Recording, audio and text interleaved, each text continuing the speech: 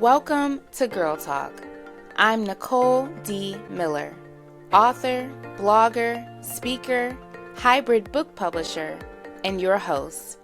At Girl Talk, we are a safe space for female leaders to engage in healing and edifying conversation.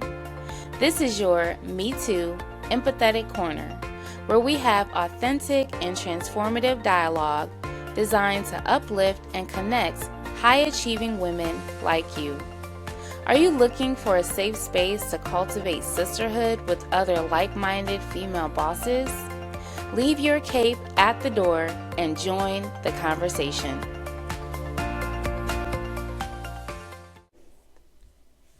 Hi guys, and welcome to Girl Talk 101, Season 4. I'm your host, Nicole D. Miller. Today's special guest is actress, producer, author, and all things creative, Jenna Edwards. I want to first say how honored I am to feature Jenna. When we met, I had no idea I was talking to a walking miracle and one who is such a powerhouse in the arts. This episode holds special weight as Jenna shares her profound experience on bouncing back from a very traumatic event. One that changed the trajectory of her entire profession and her life.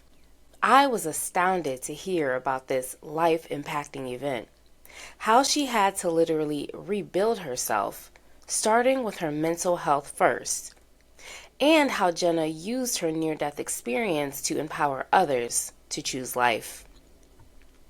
If you or someone you know needs to be inspired to overcome a devastating life crisis, then this one is for you. In part one of this conversation, Jenna and I dove into some of her notable accomplishments, as well as her near-death experience. This is an episode that cultivates empowerment for those in need of hope. Sometimes we go through hardships, and life seems unbearable. Jenna's story, as well as her amazing success in Hollywood, is a testament to us all that dreams do come true.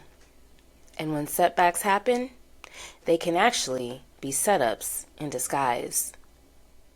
Now it's time to sit back, relax, grab your favorite beverage, and join the conversation.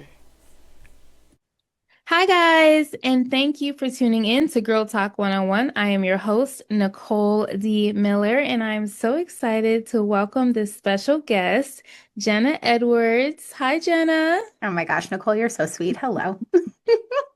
And I want to tell our audience how we connected. Was last year. It was at Incubator. Yes. Lit Cleveland's Incubator, and my good friend slash editor, Piper Utsi, was like, hey, you need to check out this girl over there, Nicole Miller.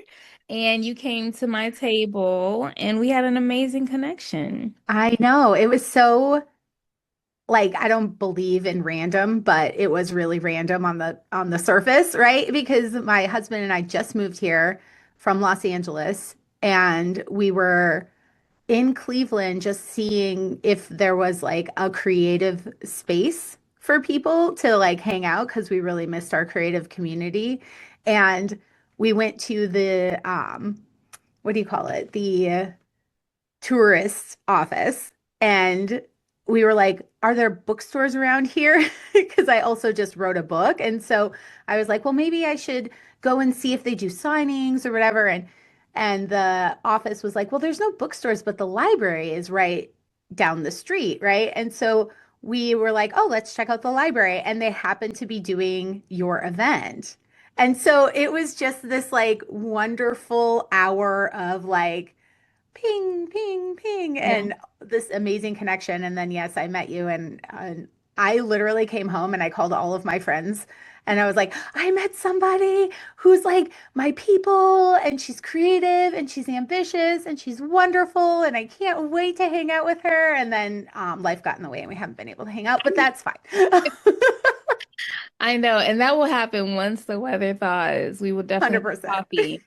And to just clarify for our audience, so that particular event was Literary Cleveland, which is like a major organization here in Cleveland. They do a lot of work for authors, workshops, resources. I learned how to do short story writing there and fiction writing there.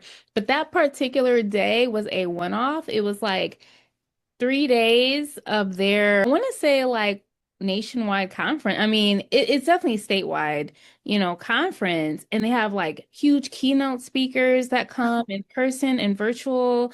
And there's like 600 to 800 people. It is like the largest conference that happens once a year during Oh that my gosh. window. And you just That's happen to insane. stumble upon it. I It's literally just happened to insane. stumble upon it.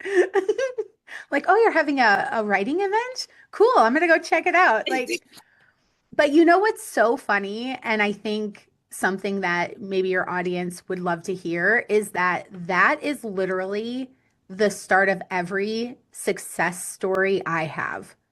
Like, just being curious and being willing to not know and like go up to people like you and Piper and be like, hey, I'm here. What should I know? And like running into and attracting, because I'm a big believer in the law of attraction, but like attracting collaborators and like-minded people who are willing to be like, oh, you're new? Cool. I was new once too. Here's what I wanted to know, and then share. And so my biggest piece of advice is to just like put yourself out there and ask questions. And I'm so grateful for people like you, Nicole. Well, trust me, the feeling is mutual. So I do want you to formally introduce yourself. I know we just kind of dove into you a little bit, but formally introduce yourself. Tell us who you are, what you do, all the things. Awesome. I am Jenna Edwards. I am a former Angelino, and I lived in LA for 25 years, following my dream of being an actor. And it was the best time of my life. I got to be on Buffy the Vampire Slayer and Malcolm in the Middle. And then I had a really traumatic experience while I was there that sent me on a different path that put me behind the camera. And so I became a producer and I've produced over 100 projects. And then just recently, in the last few years, dipped my toe into writing and became a best-selling author 3 times over, which is very cool. And now I'm here in Ohio because my husband's family is here and we wanted to spend more time with them. And I'm super stoked. I am a professional speaker and I speak to juniors and seniors who are transitioning from performing arts schools into professional entertainment. And it's like the biggest joy I have. So that's me in a nutshell. Also, I'm obsessed with yellow and I am your resident optimist. I love it. And thank you so much for sharing your background. It gives us an idea of all of the ways we can support you. We can tap into your genius. You're definitely multi-talented. So being a podcaster, an author, a speaker, a film producer, and everything is in the arts. So what is your background with getting into the arts? Did you always know you were going to be in the arts? Oh, What was yes. like I growing? mean, it's so interesting, right? Like I grew up in a town with 2006 people in the middle of a cornfield in Minnesota. So the idea of going to Los Angeles and being in the entertainment industry was always a dream. Like I remember being 3 years old and walking into the kitchen and announcing to my mom that I was going to move to Los Angeles to be an actor. And she promptly said, Los Angeles is going to fall into the ocean. But I did not care. It was like all I wanted to do. And so everything from like the time I was in 6th grade until I actually accomplished that goal was like, how do I get to LA? How do I get there? And I was lucky because my parents met playing in a rock band. And so I did have an idea of what it took to be successful in entertainment. And I saw like how hard they had to work just to even get the opportunity to create something. So I didn't go to LA with like blinders on, which I think a lot of people do, which is why I'm passionate about what I do now, which is speak about what it actually takes to become a professional artist. And so yes, I always knew that was what I wanted to do. Did I have any connections in LA when I got there? Not a single one. You and I talked about that before, how you took that leap. And I was so impressed because even my own father and others that I knew took that leap, but they got caught up. They got sidetracked, addictions and the Mm. false idealism. What kept you? I know you mentioned like you had more reality or more realism because of your parents, but were there like things you put in place that you can look back on now that kind of kept you on the straight and narrow and on the path of reaching that goal? I think, it's so interesting that you say, getting sidetracked and stuff. I am kind of a type A. So I'm an unusual creative in that I'm super good at the business side of it, the production side of it, the getting the thing done, and not losing sight of what the actual goal is, which I think is important to talk about because I think when you have a goal, like for me, my goal was to get on a TV show. And so that was always like in the back of my head, but at the same time, it wasn't like I was going to turn down a film or a short film or a theater project or anything else that made it so I was working in the industry. But like if it was outside of something that allowed me to be in that space, I rejected it immediately. Like if it was, like you're talking about addiction, no. Like I was also lucky enough to grow up with addiction around me, so I saw how devastating that could be. And I think one of the things I definitely had in place was a super keen awareness of like what my goals really were and what path I wanted to take. I have conversations with people all the time who are like, "Oh, people in LA are so schmarmy," or you fill in the blank on a negative word, right? And I'm like, "Yeah, some, just like anywhere else." But like the people I was able to surround myself with were some of the most authentic, hardworking, focused, creative people I've ever met in my life. And so you get to choose which area you hang out in. And I think I had a really strong idea that that was a choice for me. And so I didn't fall into any of the traps, thank goodness. And I definitely resonate with having that business mind first. For me, that was my experience. I never saw myself in the creative space. Everything I'm doing right now creatively is like a surprise.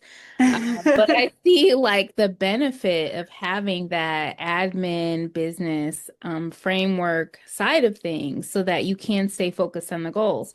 It also sounds like you were more about the work than fame. And I think Mm, some people get yeah. caught up and distracted because of their thirst for fame. But you, it sounds like you're more about the craft. That and more about so it's interesting. I have a lot of thoughts about fame, right? Um, and one of them is, sure, do I want to be famous? Yes, because fame gives you a certain level of power and influence, and therefore you can do really good things with that.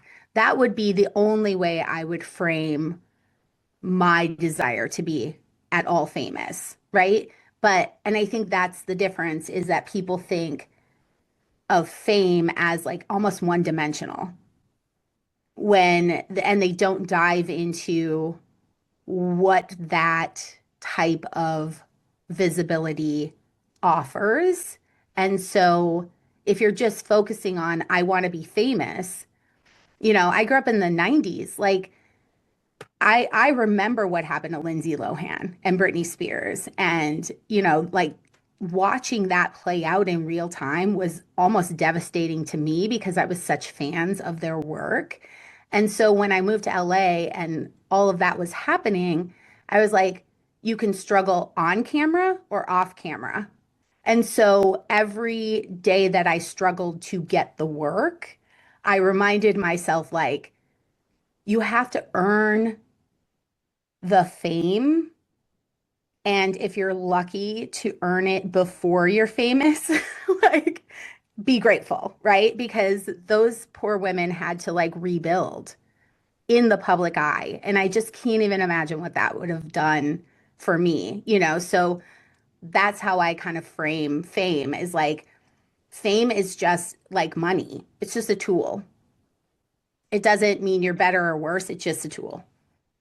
I definitely resonate with that, and I'm happy to see Lindsay Lohan's doing better. I've seen her in some Netflix movies. I'm like, oh, thank God, I she made it. know. Same. And I think it's Freakier Friday. I don't know if they did so good. That Oh, movie was so so good. good. Anyways, Yes. clearly 90s Anyone kid. watching, definitely go see that movie and like relive your nostalgia moment, Yeah, but also read about how they did it because it wasn't an easy one victory. yeah. And now I know that you've touched on this because you have your book out, Aggressive Optimism, Yes. which, from my understanding, is a semi-memoir, right? It's probably a good 90% real. Okay, cool. Yes. So you've had some of your own challenges. Tell us about those challenges and why you landed on the term or title aggressive optimism. Oh, goodness. Do you have 12 hours to talk specifically about challenges? I'm kidding. So, as I mentioned earlier, I was acting and then something happened that made it so I couldn't act anymore. And that was I was in the Santa Monica Farmers Market crash back in 2003, I want to say. And for those of you who don't know what that is, it was like an elderly man drove down 4 blocks of people at a farmer's market in LA and killed 10 people and injured over 60 of us. And he hit a table that pinned me down at 60 miles an hour. And the man standing next to me didn't make it.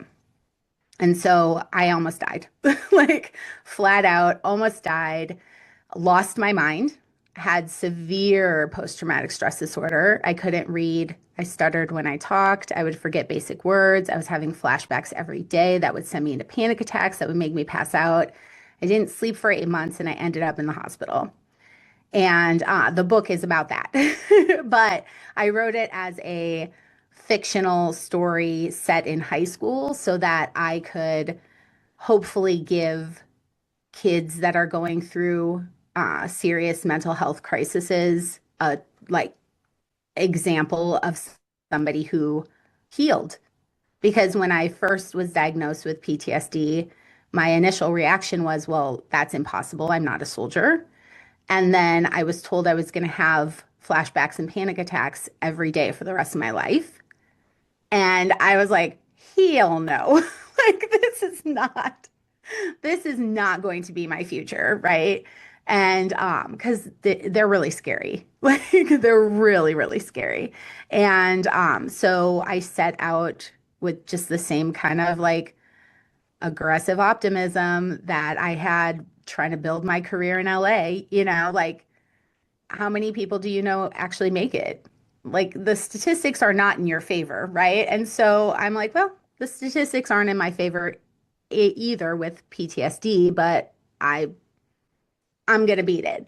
And so it took me 3.5 years before I didn't have a flashback, 7 years before I didn't have a panic attack, and now I'm completely healed. Um, and so part of my talks that I give to young people and just part of my mission on the planet is to like remind people and encourage people to know that they're bigger than their circumstances. Like they can overcome anything. It just takes a commitment. And that's where the term aggressive optimism came in. It's like sometimes, man, it's real hard to be optimistic. Like right now, if we can be honest, I'm having a real hard time being optimistic with the world. But you have to be in those moments like so committed to your perspective on life and your outlook and your like mental health that like nothing can move you. And so that's where the aggressive part comes in. Wow. Sorry. Jenna, it's like I'm so inspired and I'm like, oh my God, I get to have this woman on my podcast. Like this is crazy. Uh, Oh my gosh, you're so so sweet. girl, I mean, it's just a lot. You're a walking miracle, and I'm sure you've heard that more than once. And I think what stands out to me is how you were able to transfer your mindset with business or what your passion was and your dream was, and be like, okay, I'm just going to transpose that over here, and you already had this mental toughness that you were able to pull on. Mm. Would you say that you had community and a village or any outside support? Oh, for sure. I think the thing, though, that I would say to anybody listening who doesn't have a village is that even if you have a village, if it's not a village who understands mental health, you've got to get professional help brought in. So my miracle worker, if you will, her name is Cynthia, and she literally drug me. She picked me up, she made me get in the car. She's like, "We're going to the psychologist." And she's the first person who like made me go see a therapist, and I needed it. But I was so deep in my, trauma that I didn't even see a way out. Mm. And so it's almost like your village can't be the only thing that you count on.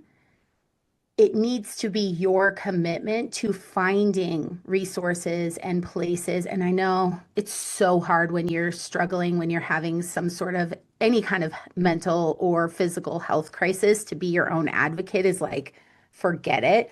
But it's what it takes, you know?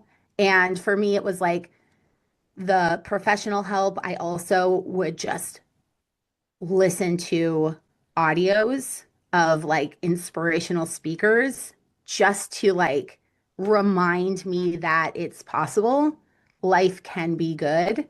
Um, and so I think the village is going to look different for everybody. Hmm. And I was super lucky to have people who were at least trying, Yeah. Yeah. And some but people care, but they don't have the grid for it or the understanding as to what you need. 100%. Well, and I have a really interesting story about that if you want to hear it. Sure. So when I was in the hospital, I was in the psych ward. I think I was there for like 13 days because I didn't sleep for 8 months. And I Your literally lost my mind, body. y'all. Can your Like, body like it was without not sleep? good. It was like every time I closed my eyes, someone died. I was having just like horrible night terrors. And and so I was in the hospital and I thought, okay, now I'm going to be okay. And they were trying to find a medication that would regulate my sleep. And they gave me this one medication that did the opposite. And I was so, you guys, I was so stressed out and so like hyper, like my body would just not breathe normally or calm down. And I was in this like crisis. But like growing up, I was always taught like pull yourself up by your bootstraps. This is on you. Like there was not a lot of, in the 80s and 90s, not a lot of like mental health advocacy or education. And so I truly did not know how to ask for help. And it nearly killed me. I was pacing in front of the nurse's station, ripping up a magazine because I wanted them to notice that I was like having this reaction, but I couldn't figure out how to actually go up to them and tell them like I need help. Mm. And I'll save you from what happened next, but let's just say like it was not good. My ability to not ask for what I needed, and I didn't know what I needed, but my ability to not ask for help overall from these professionals who could give it to me nearly killed me. And so I just say that to say like if you have a village and they are supporting you, fantastic. And if you need something more, Like, you're not going to offend them by going to see a professional. In fact, you should see a professional, most likely. Wow. Now, I know you guys are probably as in awe of Jenna as I am. It was so wild that we connected in such a serendipitous way. And I can only believe it was a divine connection. Jenna is a remarkable human being who is clearly walking in purpose. I don't know too many folks who can experience the depths of mental and physical adversity that she did and live to tell the tale. To fight for a sound mind, which took years, dealing with traumatic images every time she closed her eyes, lose sleep for 8 months straight, yet steady the course to regain herself, is award-worthy in my opinion. I know most of us haven't gone through the depths of such physical and mental trauma that she has. That's why I think when we hear these stories, they carry so much inspiration. If they can do it, get on the other side of adverse circumstances, then surely we can too. I also love that Jenna is full of joy and encouragement. That shows that not only did her mind and body heal, her heart healed too. I'm sure many of us know those who've been shipwrecked by life, who are bitter and jealous and full of negativity. But Jenna is full of light, life, and joy. As she put it, she is your resident optimist. So much of her ability to rebuild her life and even pivot from her initial dream of being an actress relied on her mindset. In fact, she coined the term aggressive optimism, which is also the name of her debut book. You can find out more about it on her website in the show notes. It's this aggressive optimism, I believe, we all need to overcome our circumstances. Okay, that's all for now. I hope you'll join us to hear more nuggets from Jenna in part 2 of this conversation. And remember, I attract amazing women doing amazing things. So guess what, sis? That means you're amazing. Don't forget to subscribe, rate, and review this podcast. To continue the conversation, join our Girl Talk community by following @GirlTalkCLE on Instagram and Facebook.com/HTOHB, where you can join the Girl Talk Facebook group. You can follow me personally on Instagram @HTOHB, on Facebook.com/HTOHB, and at YouTube.com/@HTOHB. Feel free to reach out via email info@indiemillerpublishing.com. If you're a writer who wants to take the next steps into becoming a published author, you can book a one-on-one consultation at indiemiller.pub. Just let me know you heard about my publishing house through Girl Talk, and I'll give you a 50% discount on our one-on-one. If you'd like weekly inspirational nuggets, you can subscribe to my blog and monthly newsletter at NicoleDmiller.com, where you can learn more about me and my writings. Till next time.